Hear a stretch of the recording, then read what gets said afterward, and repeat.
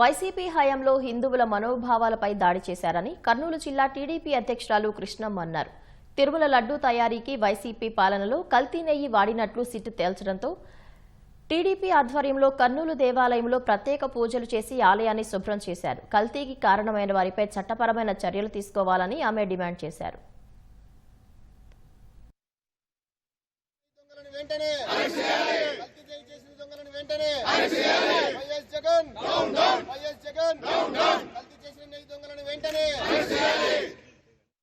సాధింపు అనేది తెలుగుదేశం పార్టీకి లేదు. చట్టం దాని పని దాన్ని చేసుకోపోతుంది కాబట్టి ఈ దుర్మార్గుణ్ణి ఆ వెంకటేశ్వర చెప్తున్న తొందరగా ప్రజలందరూ కోరిక మేరకు ఈ దుర్మార్గు తొందర జైలు వేసి ఈ రాష్ట్రాన్ని రచ్చుకునే బాధ్యత అందరి మీద ఉంది. జగన్మోహన్ రెడ్డి గారు హిందువులపై, హిందూ మనోభావాలపై దాడి చేయడం అనేది మనం చూస్తూ ఉన్నాము. ఆయన అధికారంలో ఉన్న 5 సంవత్సరాలు కూడా హిందువుల మనోభావాలపై దెబ్బతీశారు. ఒక్క చుక్క పాలు కూడా లేకుండా కల్తీ నెయ్యి తయారు చేసిన ఘనత జగన్ రెడ్డి గారిది. ఏ తప్పు చేయలేకపోతే మీరు కల్తీ నెయ్యి గురించి బయట మాట్లాడకూడదని ఎందుకు కోర్టు ద్వారా మీరు ఆదేశాలు తీసుకున్నారు?